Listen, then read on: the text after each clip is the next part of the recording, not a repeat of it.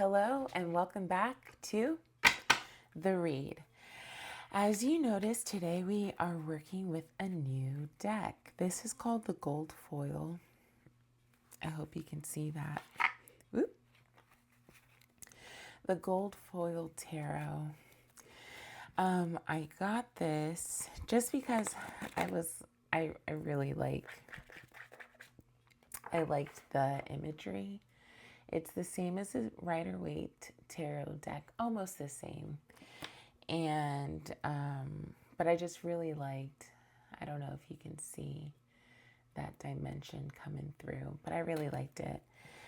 So I went ahead and purchased it. So now I have two decks. This deck is a little bit more difficult to work with. I can't do certain shuffles with it because of, you hear that? That gives you a little idea of the texture of the cards. They are very, very, very, very slippery. And I think they're plastic. So, I mean, as far as durability goes, extremely durable. You're not going to get any of the bending and folding like you would with a traditional cardstock deck.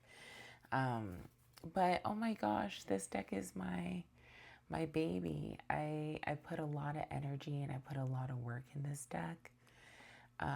So I'm still going to use it. I'm just giving this one a chance to breathe, and I hope you guys like it. I may or may not use the companion guide with this one, just because even though it's the same as the Rider-Waite, you know, every deck designer, every author has their own interpretations of the cards. So, you know, so I might use it, I might not. I can't do my normal, oh, well, I can do the thumb down because of the slipperiness of the cards.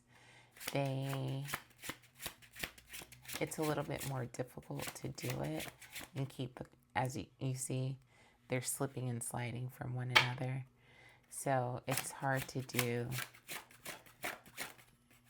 this thumb down shuffle.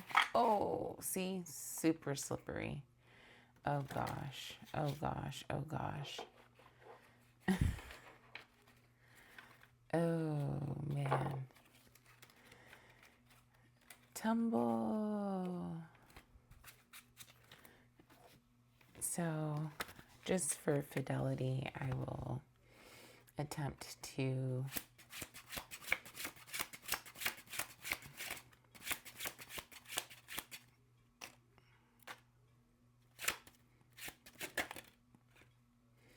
flipped, but flipped right back. That was the Judgment card.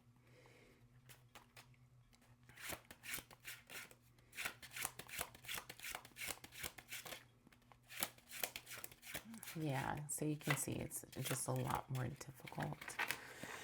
So I'll just keep to the riffle and the overhand for now. But I will say I really do like how this shuffle feels in my hand because the cards are heavier. So I kind of like how it feels as it transfers from one hand to the other. But we're going to do our normal reading today. Today you are coming out as the sun, baby. You're, okay. Page of Swords. You're coming out this as a sun. I hope that you are joyous and experiencing joy. Jeez Louise. Yeah, it's going to take a little while to get used to these cards. But I'm going to try. I am going to try. So you may be experiencing a lot of joy lately, and that's great. Like, who doesn't want to experience that?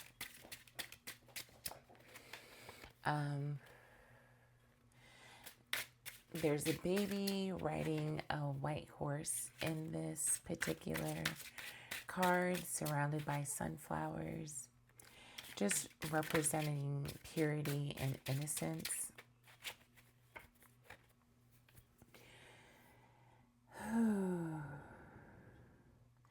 The baby in this card reminds me of the Page of Swords, because the Page of Swords is kind of a baby in a sense that they are learning.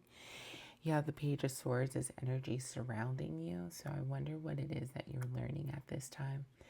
You may be, just as a baby, you might be learning to use your words, learning to communicate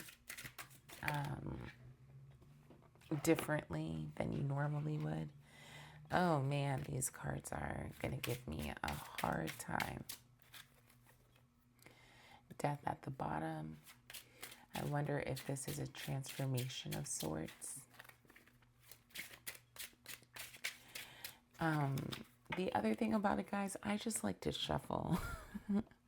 I think I said it on this channel before, but I think I had a past life as like a card dealer or a gambler, one of them. I might actually have to put out the incense because the smoke is like literally flying into my face. Whew, that was intense. Love the optics of it, but we're gonna have to get a candle. So let's split the deck and see what comes out. The Five of Pentacles. You might be learning charity. This one is a little bit different than the Five of Pentacles in the traditional. You can more clearly see their faces. So the Page of Swords is learning communication, learning new words, learning how to, learning new thoughts and ideas, new wisdom. And so I wonder if a lot of that newness is you moving into a space where you are actively asking people around you for help. I know that can be difficult for some people. Very difficult for some people. I feel like we've had this combination before, or something similar to this combination, but you're coming out as a sun again. So overall, really good energy. I think that with the sun, it might be illuminating the places in which you need to be a better communicator.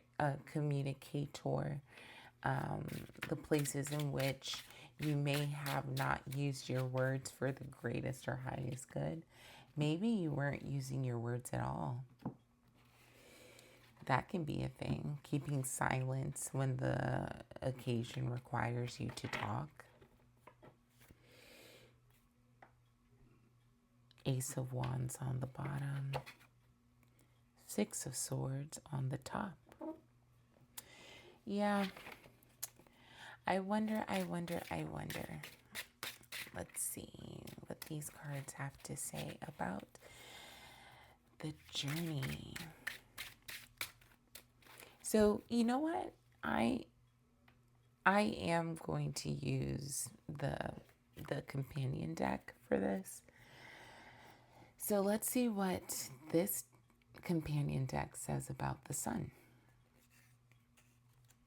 Let's see how different our interpretations are. The sun, material happiness, a fortunate marriage. Okay, contentment. All right, Page of Swords.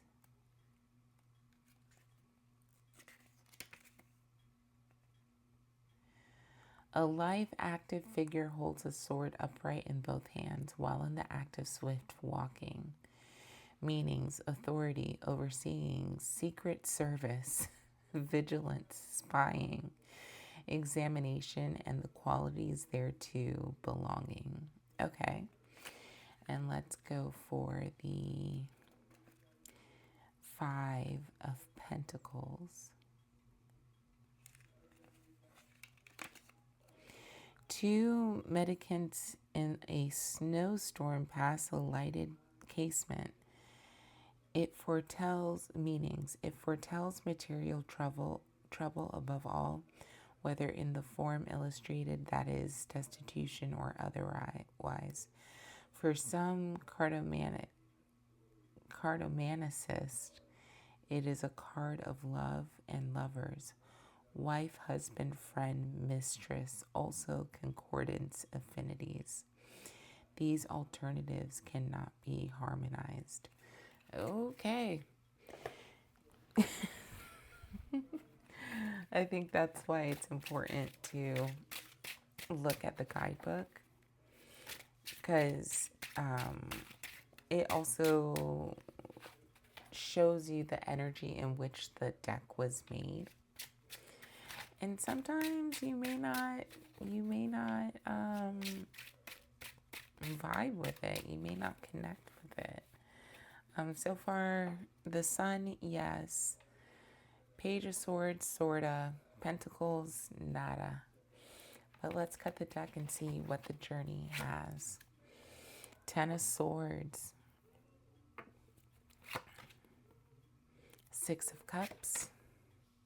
Four of Swords.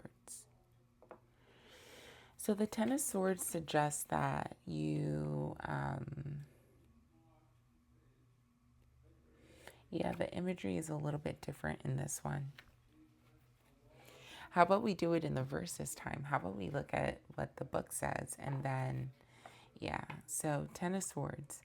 A prostrate figure pierced by all swords belonging to the card. Meanings: whatever is intimated by the design. Also pain, affliction, tears, sadness, desolation. Okay. Let's go to the cups. Children in an old garden, their cups filled with flowers. Meanings: a card of memories of the past, for example, reflecting on childhood happiness, enjoyment, but coming rather from the past, things that have vanished. Another reading reverses this, giving new revelations, new knowledge, new environment. And then the children are disporting in a newly entered precinct. Interesting. And then let's do the Four of Swords.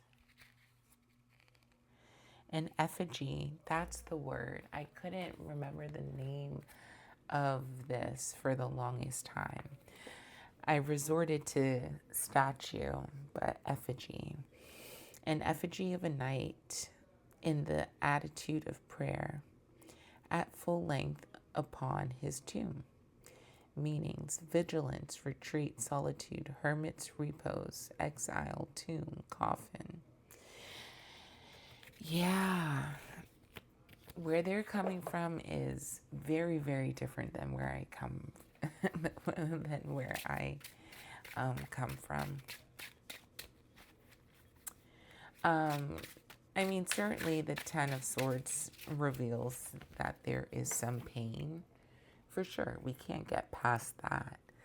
But the Ten of Swords really, to me, means that there has been some type of rock bottom that has been hit.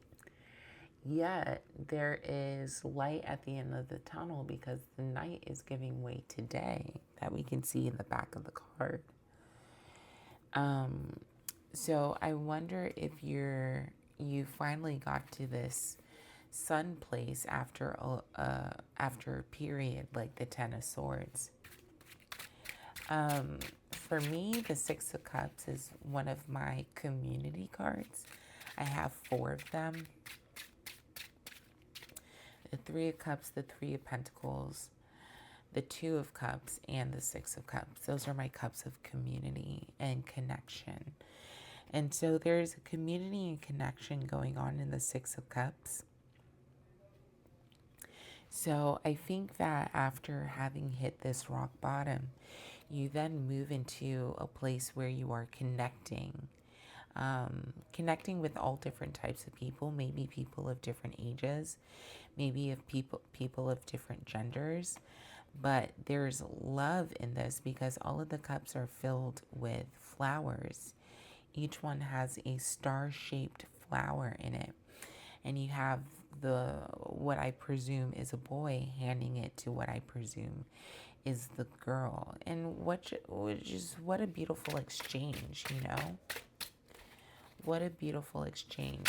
Some people say that this card, 4 of Pentacles, some say this card relates to childhood and nostalgia. It could, but I'm not really picking that up right now.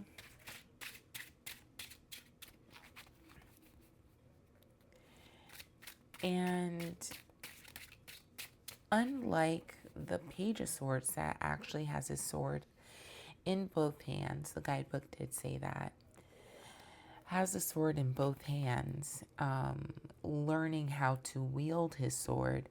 There's also something that's being said in the Four of Swords where it says there may come a point in time where you have to hang your swords up on the wall, just like they are hanging. 3 of the swords are right here, and 1 of the swords is underneath the effigy. That you might come to a time of peace where you don't need to have your swords. You don't need to. Once you've learned how to use your swords, you can then rest them. And maybe you can also get some rest.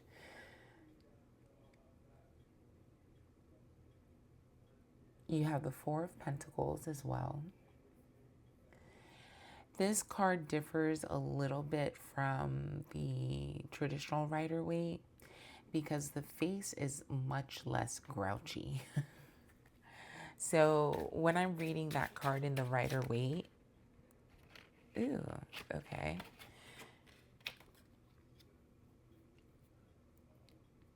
In this deck, the man just looks grouchy, he just looks greedy, he looks miserly.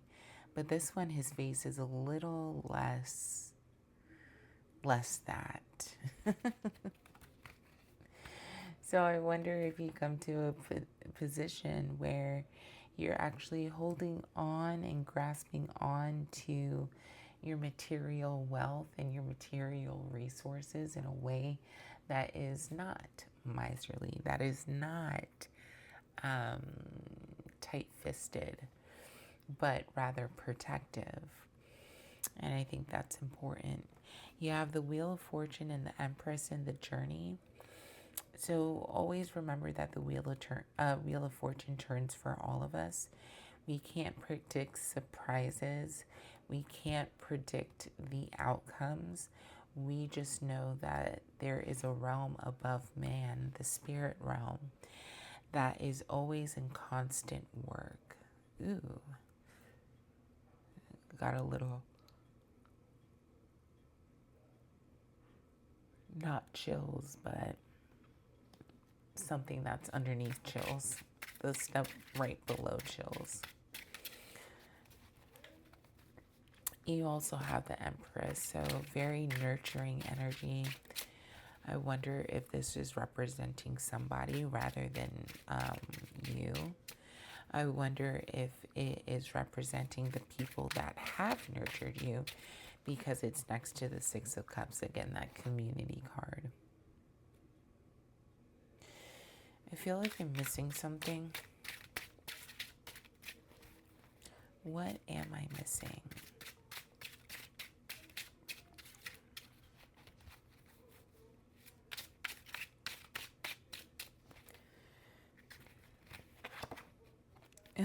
Yeah. So you go through the Four of Pentacles, you go through the Five of Pentacles, you go through the Ten of Swords, rock bottom, but you have the King of Pentacles at the bottom. Well, at the top, you have the Ten of Pentacles, and at the bottom, you have the King of Pentacles. So it suggests that underneath the radiance of the sun that you're enjoying right now, that you reach some type of culminated end that is successful, that I think more than just successful, it's your version of success. I think that's important in this description. It's what you think is successful, not what the world thinks is. It's what resonates with you, and you get there. And you definitely get there. I want to put the Ten of Pentacles down as the completion of this read. Oh, cool. Again, I'm still getting used to the energy on this deck. My, ¿cómo se dice? Yeah, my energy is not on these cards yet. With the material of these cards, I don't know if my energy can get on these cards. So I'm going to have to sit on these for a little while. I'm definitely going to have to sit on them. Let me know what you think about these cards. Like, comment, and subscribe, and I'll see you in the next one. Bye.